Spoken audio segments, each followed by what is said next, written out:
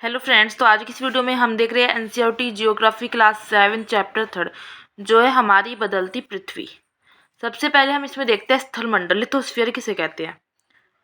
तो हमने एक पृथ्वी का एक पार्ट ही लिया है, ठीक है, लिथोस्फीयर को समझाने के लिए।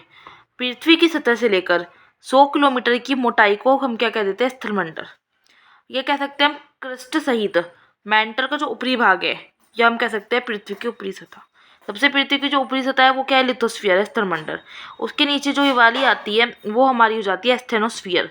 एस्थेनोस्फीयर में क्या आते हैं, रेडियो एक्टिव सारे तत्व आते हैं। तो कहते थे कि पृथ्वी की सतह से 100 किलोमीटर की मोटाई को स्थलमंडल कहते हैं। और क्रस्ट सहित मेंटर का ऊपरी भाग, क्योंकि क्रस्ट भी इसमें ही होता है और मेंटर भी उसमें होता है, तो क्रस्ट सहित मेंटर का जो ऊपरी भाग है वो ही हमारा स्थलमंडल है, या पृथ्वी की सबसे ऊपर की सतह लिथोस्फीयर स्थलमंडल कहलाती है। अब इसमें रेडियो एक्टिव तत्व होते हैं, ठीक है। तो इनकी उपस्थिति से ही, इनकी रेडियो एक्टिव तत्व की उपस्थिति से ही ऊर्जा का क्या होता है, निष्कासन होता है। मतलब ऊर्जा यहाँ से निकलती है, कहाँ से, एस्थेनोस्फीयर से। यहाँ पर उपस्थित चट्टानें क्या होती है, जब ऊर्जा निकलेगी तो जाहिर सी बात है वो पिघलेगी।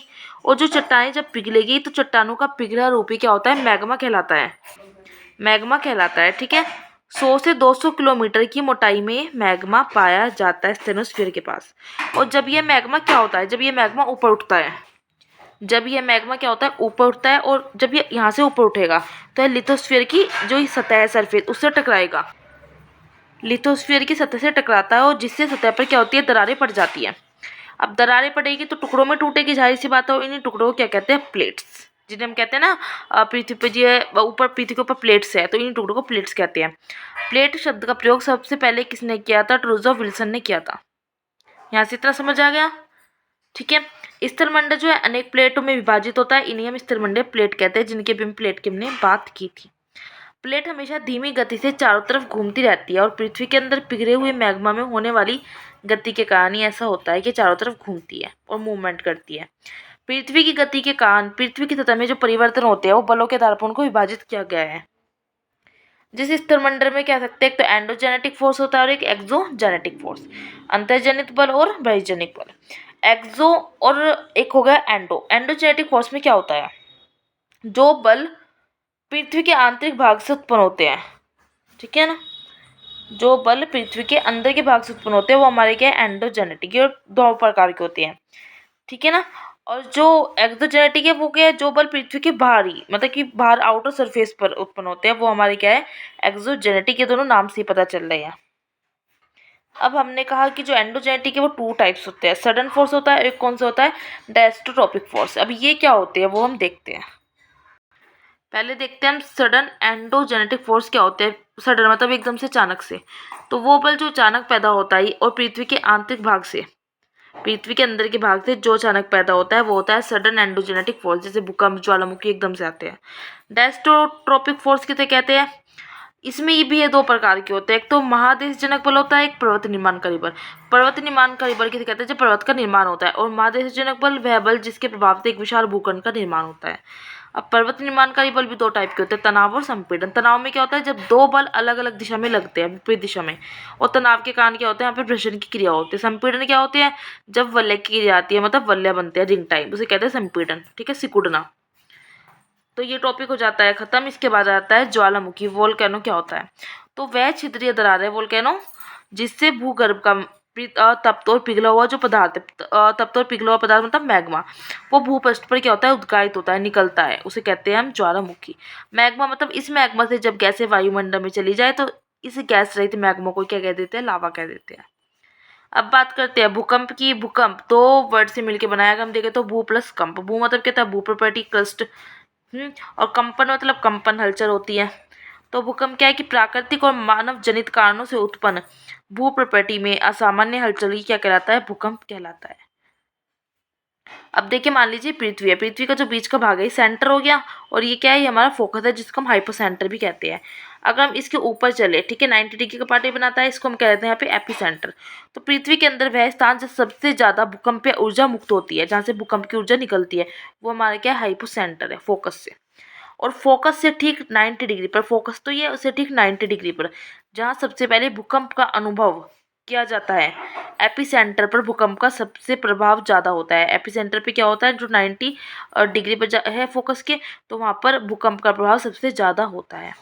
फोकस को हिंदी में कहे तो हम, या हाइपोसेंटर को कहे तो उद्गम केंद्र, और एपिसेंटर को अधिकेंद्र। ठीक है, तो पृथ्वी के अंदर वह स्थान जहाँ सबसे ज़्यादा भूकंपीय ऊर्जा मुक्त होती है वो आपका हाइपोसेंटर, और फोकस से ठीक 90 डिग्री पर जहाँ सबसे पहले भूकंप का अनुभव किया जाता है एपिसेंटर उसे कहते हैं, और एपिसेंटर पर भूकंप का प्रभाव सबसे ज़्यादा होता है।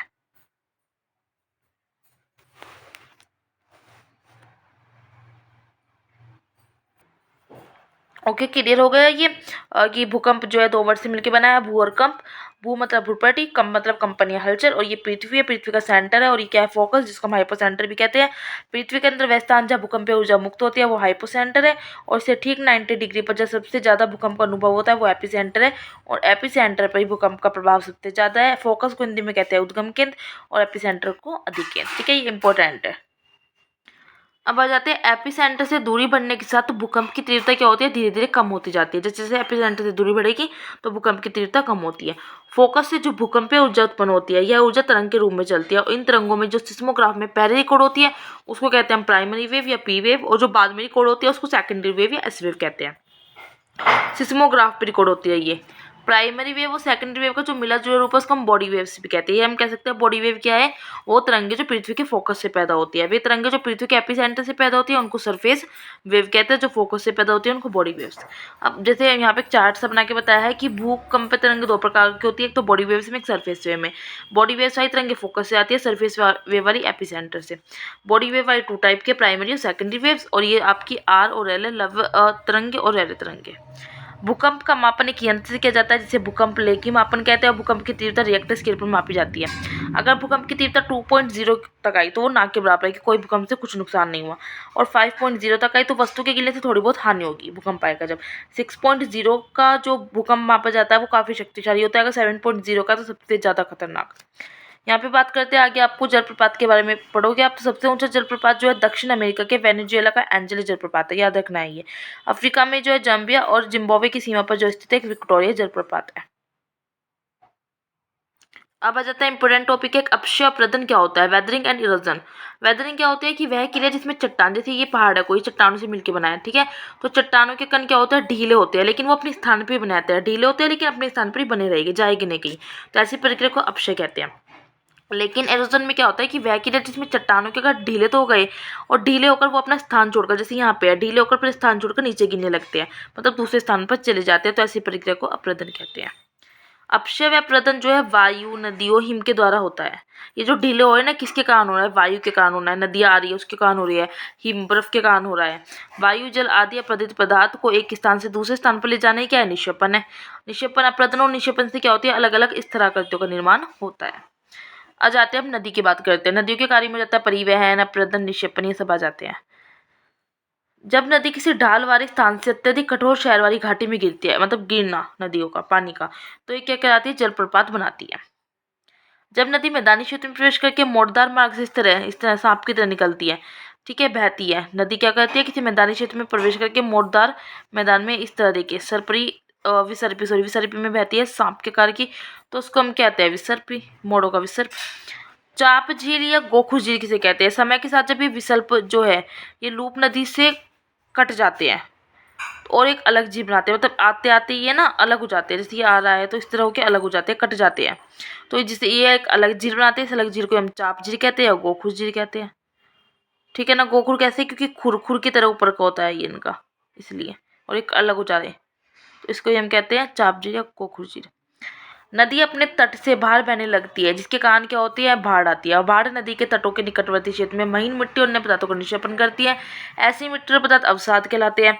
समुद्र तक पहुँचते पहुँचते धीरे धीरे नदी का प्रवाह क्या हो जाता है, धीमा हो जाता है बहुत, और जिससे नदी अनेक अनेक धाराओं में अलग अलग विभाजित हो जाती है, जिसे हम वितारिका कहते हैं। समुद्री तरंगों में की एक विशेषता ये है कि इस सब क्या बनाते हैं, तटीय मेहराब बनाती है, ठीक है ना, एक गुफा की तरह एक स्टैक बनाती है कि एक अलग पत्थर हो गया बिल्कुल, समुद्री गुफा, जिसके क्या होता है ऊपर कोई आर पार कोई दीवार नहीं होती, सिर्फ इस तरह बहने का होता है, इसे कहते हैं समुद्री गुफा। ठीक है ना, ये थोड़ा सा उल्टा बोल दिया है ना, देखो समुद्री तरंगों में सबसे पहले है हमारा समुद्री गुफा। समुद्री गुफा मतलब इस तरह गुफा होती है, ठीक है। तटीय मेहराब की बात करती हूँ तो यहाँ पे क्या होगा, तटीय मेहराब में सिर्फ यहाँ पे मतलब कोई यहाँ पर जैसे समुद्री गुफा में तो एक स्थान होगा, इस तरह बंद होगा थोड़ा, लेकिन तटीय मैदान में आर पार निकल सकते हैं। स्टैक में क्या होता है, ये पूरा कट जाता है और एक पत्थर बन जाता है खाली। ये आप देखोगे एनसीईआरटी में दिया गया है। एक मिनट दिखाती हूँ मैं। देखिए ये रहा, समुद्री गुफा में थोड़ा ये बंद सा है, गुफा की तरह है अंदर। तटीय मैदान में क्या है, सिर्फ एक होल हो गया, आर पार जा सकते हैं। स्टैक में एक अलग पत्थर हो गया। हिम नदी की बात करें तो हिम नदियाँ हिमानी कहते हैं। इसका मतलब क्या है, बर्फ की नदियाँ। पवन की बात करें तो लॉयस लॉयस जो है चीन में पाए जाते हैं, विशाल लॉयस पाए जाते हैं। बालू डिब्बा छत्र शैल, यह सब आप एनसीईआरटी में पढ़ लोगे, सिर्फ थोड़ा सा तब डिटेल में नहीं लिखा है, ऐसे ही हेडिंग से दिया है कि दिया है एनसीईआरटी में, आप बुक से पढ़ लेना। तो चैप्टर यहाँ पर हो जाता है खत्म। स्टार्टिंग से दिखा रही हूँ, वीडियो को पॉज करना है और आपको ये नोट्स बना लेने हैं। वीडियो अच्छी लगती है लाइक करना है, शेयर करना और कमेंट्स करके मुझे बताना है। अच्छा, एक ये बात थी कि सब कमेंट्स में कहते हैं कि 1 साल हो गया एनसीईआरटी कंप्लीट नहीं हुई, ये वो। खाली मैं एनसीईआरटी थोड़ी ना पढ़ती हूँ, स्टैंडर्ड बुक भी तो पढ़ती हूँ। मैं तो सिर्फ यूट्यूब पर डाल देती हूँ कि अगर सही लगता है आपको नोट कर लो, नहीं लगता मत करो। ये थोड़ी ना है कि इतना टाइम हो गया एनसीईआरटी नहीं हुई, लगभग साल हो गया। मैं तो डालती रहूँगी, मेरा तो चैनल है, क्योंकि मैं तो कभी भी डालती रहूँगी है। ठीक है, तो थोड़ा आप स्टैंडर्ड बुक पढ़ लिया करो, उतने एनसीईआरटी तो चलती ही रहती है।